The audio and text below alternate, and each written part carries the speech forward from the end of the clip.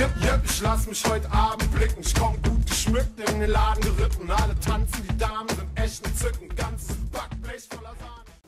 Hey, welcome back to my channel, or welcome if you're a newcomer. Good morning, Carrie Miss. Welcome to my impromptu planned padrama party. I have to discuss some stuff and I thought a little coffee and talk would be a nice way to start the day. Last night I did a video on Jackie Aina's blanket statement about white people, and I stand by every single word that I said, but some of it was, not that deep for me, and that's what I really wanted to convey. Racism itself is something I take very seriously, but internet problems or discussions or blame games, I've got 99 problems and the interwebs ain't one of them. So I don't really think much of Jackie Aina either way. To me, my introduction to her was when she didn't like somebody, so decided she didn't like their email, so she just decided not to give them the giveaway they won.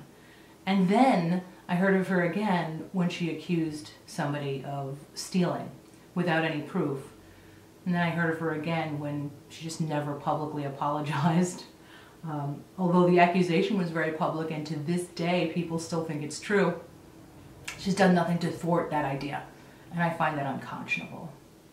So I really was surprised I didn't get more hate from my video yesterday. But to people who do misunderstand, not big on explaining myself, but I did want to make something clear.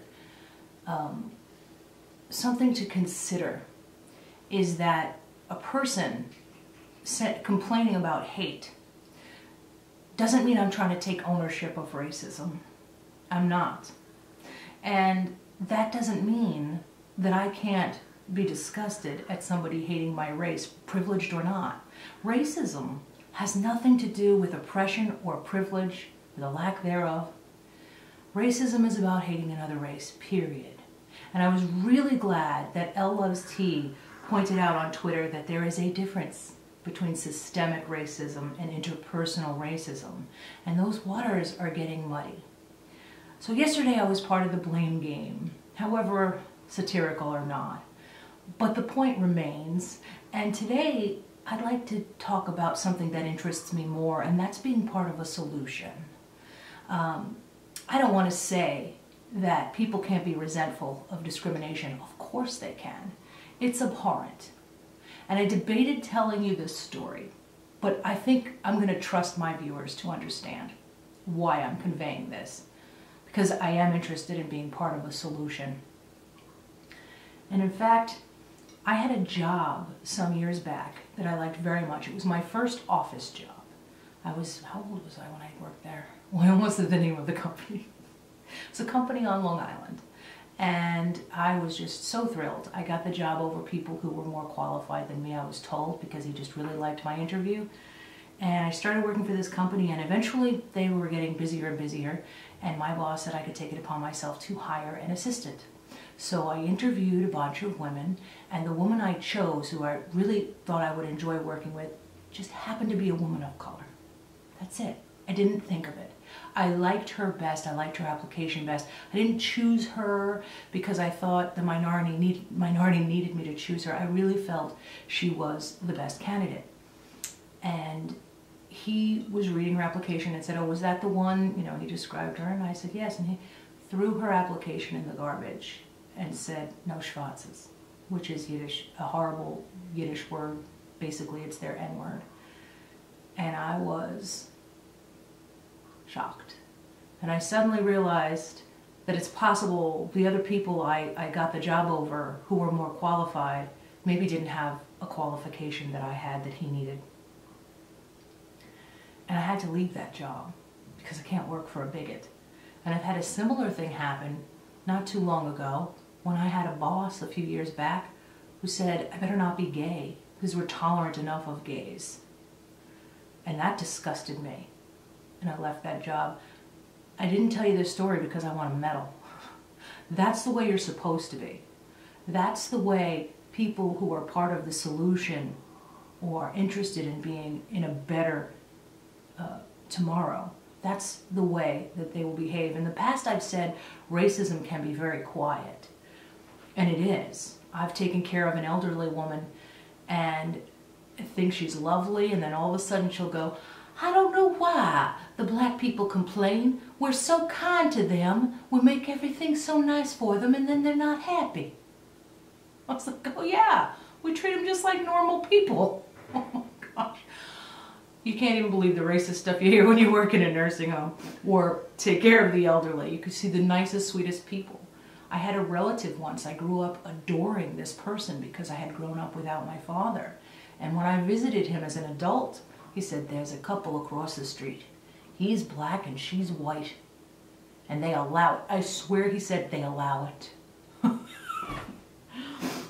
That was soul crushing because I thought to myself, where does this guy keep the white pointy hat?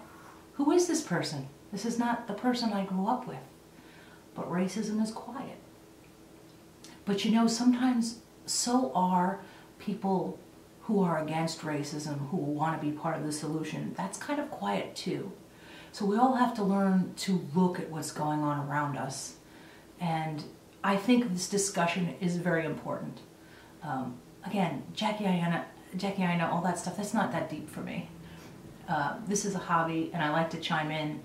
But in a moment of seriousness, I really do care about thinking about living in a future which I won't be here for when this and if this happens.